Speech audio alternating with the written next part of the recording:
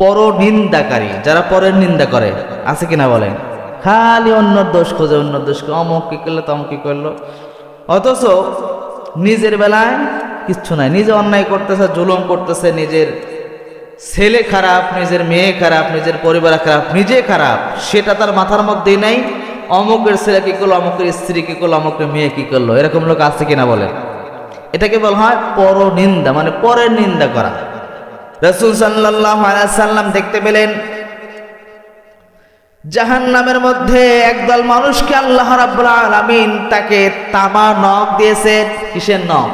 তামার নখ। আঙ্গুলগুলো অনেক লম্বা লম্বা, প্রত্যেকটা আঙ্গুলের মাথায় আল্লাহ রাব্বুল আলামিন তামার নখ তাদেরকে দিয়ে দিয়েছেন। রাসূল সাল্লাল্লাহু আলাইহি সাল্লাম দেখতে পেলেন এই মানুষগুলা কি করতেছে।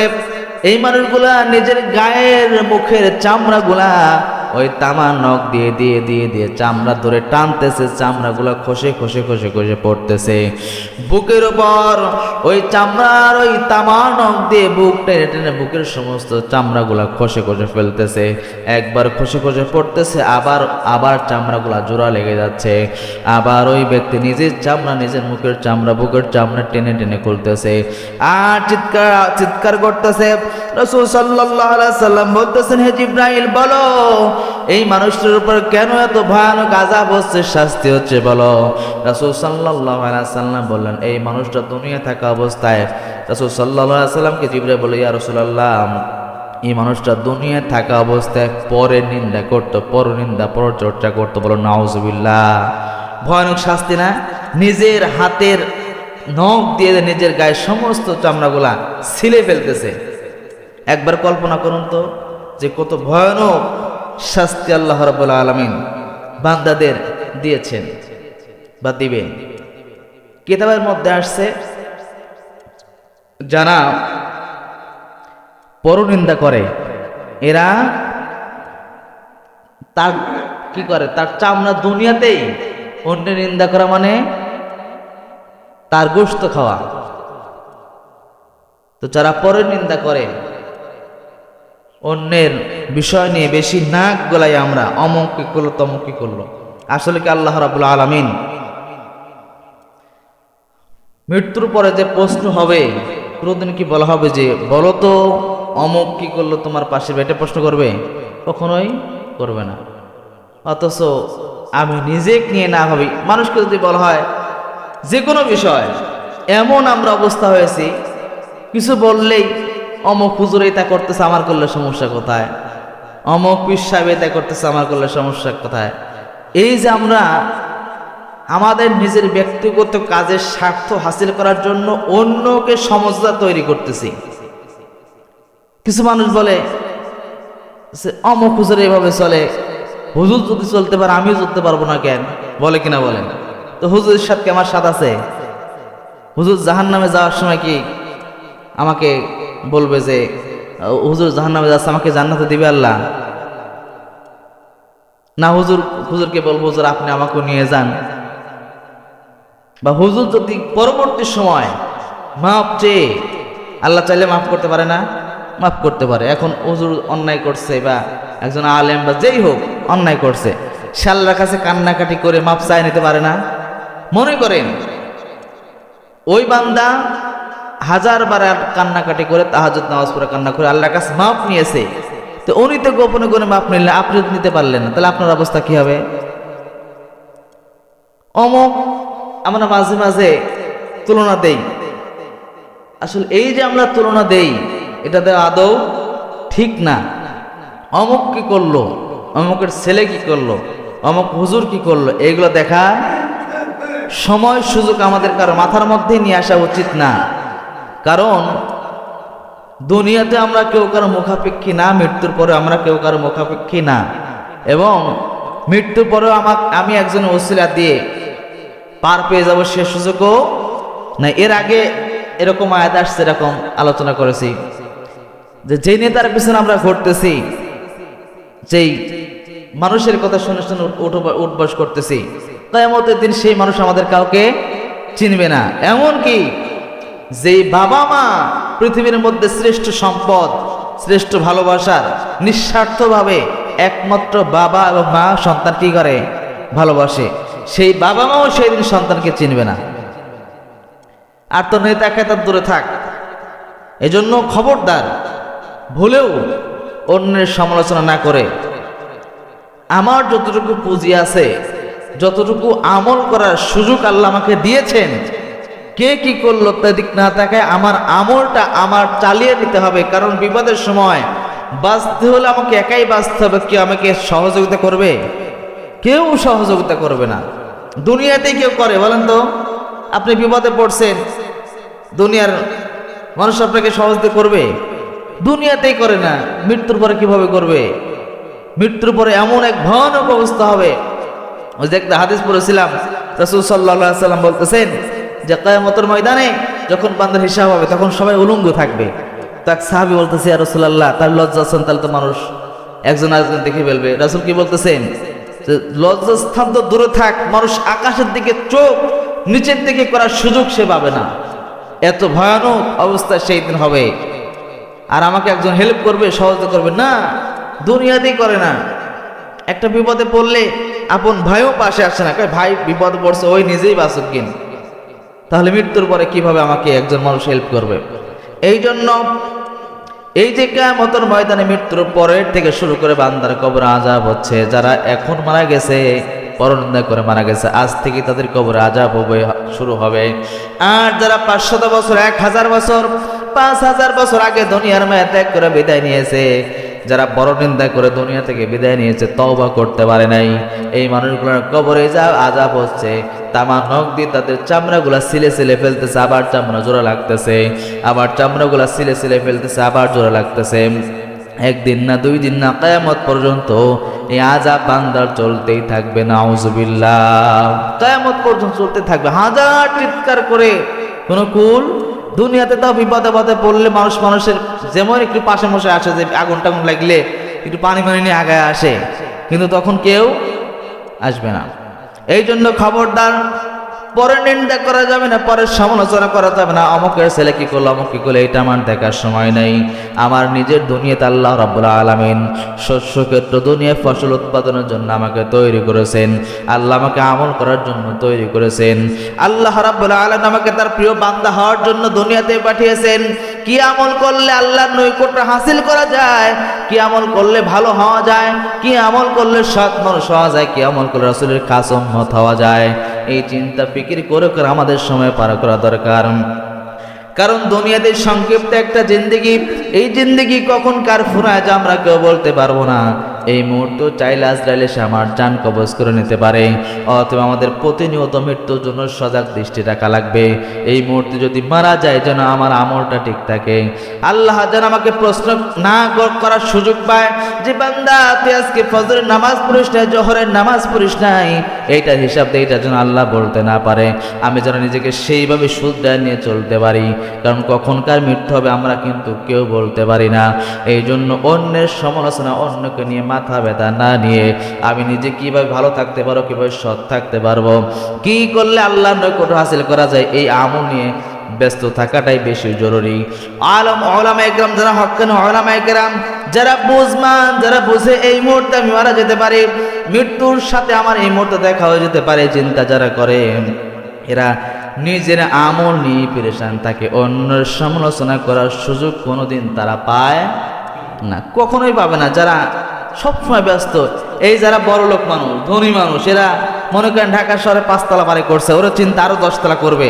এরা দেখেন আপনি শহর বাজারে ঘোরেন, এরা কারো সমালোচনা করে না। যত সমালোচনা গ্রামে।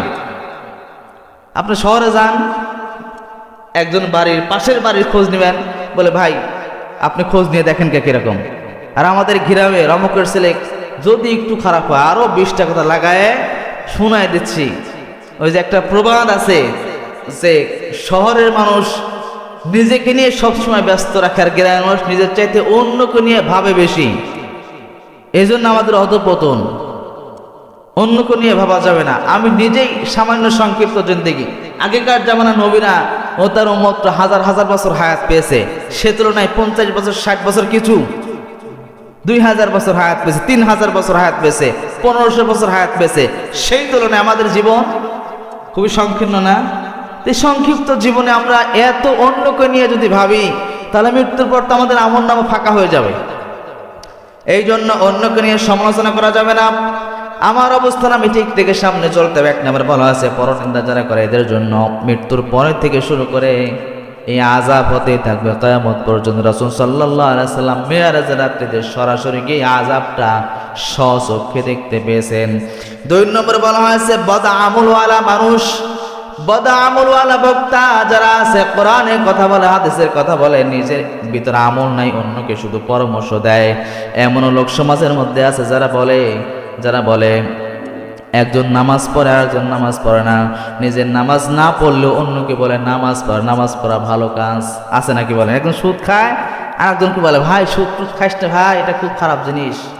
নিজে কিন্তু ঠিকই খায়, গোপনে গোপনে খোঁজ নিয়ে দেখা যায় বিচরাই সুদ খায়। আছে কিনা বলেন? নিজে নামাজ পড়ে না, অন্যকে হিরে আল্লাহ তুই আজকে আসর নামাজ পড়িস নি বলে কিনা বলেন? তো এটা হচ্ছে নিজে আমল না করে অন্যকে আমলের উপদেশ দেওয়া। ইসলামের একটা নীতি আছে, যে খাবার নিজে খাওয়া যায় না সেই খাবার অন্যকে দেওয়াও যায় না, যে পোশাক নিজে পরা যায় না সে পোশাক অন্যকে দেওয়াও যায় না, যে আমল নিজে করে না সে আমল অন্যকে উপদেশ দেওয়াও যায় না। এটা ইসলামের একটা আদর্শ, সুন্দর আদর্শ না? যে নিজে আমি খাইতে পারবো না সেটা অন্যকে দিব কেন? নিজে যে পোশাক পরতে পারবো না সে পোশাক অন্যকে দিব কেন? নিজে যে আমল করতে পারে না সে আমল অন্যকে পরামর্শ দিব কেন? রাসূল সাল্লাল্লাহু আলাইহি সাল্লাম জাহান্নাম ঘুরতেছেন, দেখতে পেলেন একদল মানুষের জিহ্বাটা ফেরেশতারা টেনে টেনে লম্বা করতেছে। আরেকদল ফেরেশতা আগুনের কেসি আছে, যে কেসিটা আগুনের তৈরি কেসি, এই কেসি দিয়ে জিহ্বাটা মাঝখান দিয়ে কর্তন করতেছে। আবার আরেকদল ফেরেশতারা টেনে টেনে লম্বা করতেছে, আবার আরেক ফেরেশতা দিয়ে আগুনের কেসি দিয়ে জিহ্বা কাটতেছে। এরকম একদিন রাসূল সাল্লাল্লাহু আলাইহি সাল্লাম প্রায় 1500 বছর আগে কবরের মধ্যে অবস্থা দেখছেন, এবং এখনো সেই অবস্থা আছে কিয়ামত পর্যন্ত। এই বান্দার পর ওই আযাব চলতে থাকবে, নাউযুবিল্লাহ। যারা নিজে আমল না করে অন্যকে আমলের প্রতি পরামর্শ দেয়, তাহলে বিপদ কম না বেশি বলেন? বিশেষ করে আলেমদের বিপদ আরো বেশি। অসংখ্য বক্তা আছেন এখন দেখা যায় যারা নিজে আমল করে না, অন্যকে বেশি আমলের কথা বলে। এই জন্য খুব ভয়ানক অবস্থা। এই জন্য সব দিক দিয়ে সাবধান। নিজে আমল যতটুকু আমল করবো অন্যকে ততটুকু আমলের কথা বলবো, নিজে আমল করবো অন্যকেও সে বিষয়ে তাগিদ দেব না। 3 নম্বর বলা হয়েছে প্রাণীকে কি করা হয়? প্রাণীকে কষ্ট দিয়ে হত্যা করা। রাসূল সাল্লাল্লাহু আলাইহি সাল্লাম দেখতে পেলেন একদল নারী জাহান্নামের মধ্যে আযাবের মধ্যে জ্বলতেছে। রাসূল সাল্লাল্লাহু আলাইহি সাল্লাম জিবরাইলকে প্রশ্ন করেন, জিবরাইল এই নারীদের কেন আযাব হচ্ছে? জিবরাইল বলতেছে, ইয়া রাসূলুল্লাহ, এই নারীগণ দুনিয়া থেকে অবস্থায় অনেক জন্তুকে বাড়িতে বেঁধে রেখে কষ্ট দিয়ে দিয়ে মেরে ফেলেছে। হাদিসে এরকম আসছে যে এক নারী বিড়াল পুষতো। কি পুষতো? বিড়াল। তো সেই বিড়ালটা একটা অন্যায় করছে, ওকে বেঁধে রেখে এক জায়গায় আবদ্ধ করে রাখছে। 1 দিন 2 দিন 3 দিন এরকম করতে করতে বিড়ালটা না খেয়ে মারা গেছে। এর জন্য শাস্তি আল্লাহ তাকে দিয়েছেন। অনেকে আছে একটা প্রাণী অন্যায় করছে, করতে পারে কিনা বলেন? একটা প্রাণী অন্যায় করছে, তাকে কষ্ট দিয়ে মারে। কুকুর মানুষ পোষে না, কুকুরকে হত্যা করা কিন্তু জায়েজ আছে। কোন কুকুরকে? যে কুকুর মানুষকে কি করে? ক্ষতি করে, এলাকার ক্ষতি করে। তাও কিভাবে? কিতাবের মধ্যে আসছে 1 কোপ দিয়ে তার গর্দনটা আলাদা করে দেওয়া, না পিটায় মারা? হ্যাঁ, কথা বলেন। 1 কোপ দিয়ে কি করা? গর্দনকে আলাদা করে দেওয়া। যে কোনো প্রাণী অন্যায় করতেছে, যদি দেখেন যে এর দ্বারা আমার ক্ষতি হচ্ছে, তাকে হত্যা করার অনুমতি আছে, তবে কষ্ট দিয়ে না, 1 কোপ দিয়ে কি করা? গর্দনকে আলাদা করে দেওয়া। অনেকে আছেন বিড়াল পোষেন, বিড়াল পোষা জায়েজ আছে। কি আছে? জায়েজ আছে। এই যে যারা বিড়াল পোষেন, 4-5টা বাচ্চা হয়, বাচ্চা খাবার দাওয়া দিতে না পারে, ওই জঙ্গলে ফেলায় দিয়ে আসেন। সারা রাত ভরে বিড়াল খাবার না পেয়ে চেঁচাও করে। এদেরও হিসাব আল্লাহর দরবারে আছে। ফেলা দেয় না অনেকে রাস্তার কিনারে ফেলা দিয়ে আসছে। আপনার বিড়াল পুষতেই বললো কে? তো পুষলে ভালো করে পোষা লাগবে। কষ্ট দিচ্ছেন কেন? ওই প্রাণীটা আপনার ছোট বাচ্চা, ওকে বড় করে ছেড়ে দেন। যখন ওর নিজের খাবার নিজে গ্রহণ করতে পারবে, গুড়াই খেতে পারবে, তখন আপনাকে বিভিন্ন জায়গায় ছেড়ে দিয়ে আসেন। কিন্তু একটা বাচ্চা 2 দিন 5 দিন হয়েছে, সেই বাচ্চা বস্তায় ভরে ব্যাগের মধ্যে ভরে রাতের অন্ধকারে জঙ্গলের মধ্যে ফাঁকা জায়গায় ফেলে দিয়ে আসে। আমাদের এলাকার অসংখ্য মানুষ আছেন, বিশেষ করে মহিলারা এই কাজগুলো বেশি বেশি করে। এই যে কঠিন আযাব আছে তাদের জন্য, জানা প্রাণীকে হত্যা করে কষ্ট দিয়ে। অসংখ্য বিড়াল আমি মাঝে মাঝে মাদ্রাসায় দেখি সারা রাত ভরে চাওচা করতেছে, ছোট্ট বাচ্চা 4-5 দিনের বাচ্চা। তো বললাম এই বাচ্চা করতে কাটছে, বলে একজন বস্তার মধ্যে নিয়ে এসে তার বাচ্চা ফেলা দিয়ে গেছে। নাউজুবিল্লাহ, এরকম আছে না আমার সময়? বলেন তো দেখি, এর জন্য শাস্তি আছে। ইসলাম আমাদের শুধু নামাজ পড়ার মধ্যে ইসলাম সীমাবদ্ধ, রোজার মধ্যে ইসলাম সীমাবদ্ধ না। ইসলাম একটা পরিপূর্ণ জীবন বিধান। জীবনের প্রত্যেকটা ধাপে ইসলাম আছে, প্রত্যেকটা কদমে ইসলাম আছে, প্রত্যেকটা কাজের মধ্যে ইসলাম আছে। আমাদের খুঁজে বের করতে হবে। এজন্য খবরদার, বিড়াল পোষেন, যাই পোষেন না কেন, কষ্ট দিয়ে মারা যাবে না। আপনি সাপ অন্যায় করছে, তাকে দ্রুত যেভাবে সম্ভব হত্যা করা, পিটিয়ে ধাপে ধাপে মারার চাইতে আপনি যেভাবে পারেন ওকে যত দ্রুত হত্যা করা যায়, যেটা আপনার মনে হয় যে এটা এইভাবে মারলে এটা দ্রুত মারা যাবে, মারা না জায়েজ নাই। যে কোনো প্রাণী অন্যায় করতেছে, সব প্রাণী আবার না, সেটা ইসলামের বিধান আছে।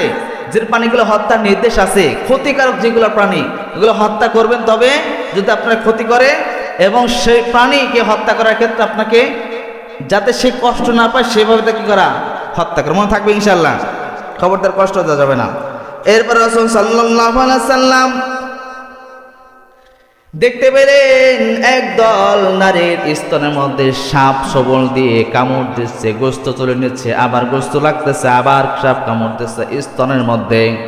রাসূল সাল্লাল্লাহু আলাইহি সাল্লাম বলতেছেন, জিবরাইল বলো এই নারীর স্তনের উপর কেন সাপ প্রতিনিয়ত কামড় দিচ্ছে, কেন এই যে আযাব হচ্ছে?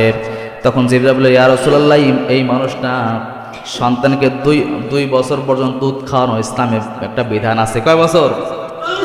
সন্তানকে 2 বছর দুধ খাওয়াবে, এটা হচ্ছে মায়ের প্রতি সন্তানের হক। এই হকটা প্রত্যেকটা মায়ের পালন করা ফরজ। পালন করা কি ফরজ। অনেক নারীরা আছেন, অনেক চাকরি করেন, বিভিন্ন কাজ করেন, সন্তান ছোট্টবেলা হইলে তাকে বাজার থেকে ওই যে দুধ কিনে নিয়ে এসে খাওয়ায়, আছে কিনা বলেন? নিজের স্তনে দুধ খাওয়ানো বাদ দিয়ে বাজার থেকে কিনে নিয়ে আসে, এটা কি কষ্ট হয় তার জন্য? এদের কি করবেন? স্তনের মধ্যে সাপ প্রতিনিয়ত কিয়ামত পর্যন্ত সাপ তার স্তনে কামড় দিয়ে প্রতিনিয়ত কামড় দিবে, যন্ত্রণা হবে, আবার কামড় দিবে, আবার যন্ত্রণা হবে, এরকম 1 দিন না 2 দিন না, কিয়ামত পর্যন্ত চলতেই থাকবে। আর অনেক মা বোনেরা আছেন যারা সন্তানকে দুধ খাওয়াতে লজ্জাবোধ করেন বা কষ্ট পান, এদের জন্য এদের সন্তানগুলাও পিতামাতার বাধ্য হয় না। বিশেষ করে শহর বাজার এরকম সন্তানকে জন্ম দিয়েছে ঠিক আছে, কিন্তু সেই সন্তানকে অন্যের কাছে মানুষ করতেছে, তাও কিনা দুধ খাওয়ায়, গরুর দুধ খাওয়াচ্ছে, বাজার থেকে যে কিনতে দুধ পাচ্ছে এগুলা খাওয়াচ্ছে। তো এদের জন্য এই শাস্তি আছে। যতটুকু বিধান এতটুকু আপনি খাওয়াতে, সন্তানের হক আদায় করতে আপনি বাধ্য। কার বিধান? আল্লাহ। এই জন্য খবরদার, সন্তান ছোট্টবেলায় খবরদার, যতটুকু যদি ভালো মন্দ, মায়ের ভালো মন্দ খাবার খাইলে, যেটা খাইলে তাদের স্তনের দুধ বেশি আর সেই খাবারগুলো স্বামীদের উচিত বেশি বেশি কিনে দেওয়া। অনেক মহিলারা আছেন খাবারই খায় না। এর জন্য যারা স্বামী আছেন এরা সন্তান প্রসবের পর আপনার স্ত্রীকে ভালো মন্দ যে খাবার খাইলে শরীরের মধ্যে এনার্জি বেশি হয়, রক্ত বেশি তৈরি হয়, এইসব খাবারগুলো তাকে বেশি খাওয়াবেন। এই জন্য রাসূল সাল্লাল্লাহু আলাইহি সাল্লাম দেখতে পেলেন একদল নারীর স্তনের মধ্যে প্রতিনিয়ত সাপ কামড় দিচ্ছে। এই আযাব ওই নারীর হবে যারা সন্তানকে ছোট্টবেলায় সন্তানকে দুধ পান করার না। এরপর রাসূল সাল্লাল্লাহু আলাইহি সাল্লাম বলছেন, আবার একদল নারীকে দেখলেন যাদেরকে কঠিন শাস্তি দেওয়া হচ্ছে, বলা হয়েছে তাদের মাথাগুলো ফাটায় দেওয়া হচ্ছে, লোহার রড দিয়ে দিয়ে মানে মেরে মেরে, হাতুড় দিয়ে মেরে মেরে তার মাথা ফাটায় দেওয়া হচ্ছে। এক ফাটাচ্ছে, এরকম ধরেন হাদিসের মধ্যে আসছে সারিবদ্ধ মানুষ বসা আছেন, ওই ফেরেশতারা এক এক করে একজন থেকে মাথা ফাটায় ফাটায় যাচ্ছে, রক্ত ছিটকি দিয়ে বের হয়ে যাচ্ছে, এই থেকে শুরু করে ওই মোড় পর্যন্ত যাচ্ছে। আবার এসে এই মোড় থেকে মারার জন্য যখন আসবে দেখে আবার মাথা জোড়া লেগে গেছে, আবার এই মোড় থেকে আবার সবার মাথা দিয়ে লোহার রড দিয়ে বা হাতুড়ি দিয়ে এক মুহূর্তে কিয়ামত পর্যন্ত এরকম আঘাত করতে থাকবে, মাথা ছিটকি দিয়ে ফেটে রক্ত বের হবে। বান্দা শুধু চিৎকার আওয়াজ আর কান্না করবে, আবার কিছুক্ষণ পর দেখ মাথা আবার জোড়া লেগে গেছে, নাউজুবিল্লাহ। এরকম 1 দিন না 2 দিন না, কিয়ামত পর্যন্ত আযাব চলতেই থাকবে। রাসূল সাল্লাল্লাহু আলাইহি সাল্লাম বলছেন, হো জিবরাইল বলো এই ব্যক্তির উপর কেন আযাব হচ্ছে? তখন জিবরাইল বলে, ইয়া রাসূলুল্লাহ, এরা দুনিয়া থাকা অবস্থায় কোরআন পড়েছে তবে কোরআন মানে নাই। আর এক কিতাবের মধ্যে আছে, আর এক হাদিসের মধ্যে আসছে, এরা ফজরের নামাজ জামাত ত্যাগ করেছে। কি ত্যাগ করেছে? ফজরের জামাত ত্যাগ করেছে। তো ফজরের জামাতের গুরুত্ব কম না বেশি? আমরা কি পড়ি না? তো তাদের জন্য আযাব কিন্তু হবে। এজন্য শীতের চাইতে এই আযাব কঠিন না সহজ? একদিন হবে, এখন মরে গেলেন কিয়ামত কয়শ বছর পর হবে জানা আমরা কি বলতে পারি? এতদিন পর্যন্ত ধারাবাহিক আযাব চলতে থাকবে, নাউজুবিল্লাহ।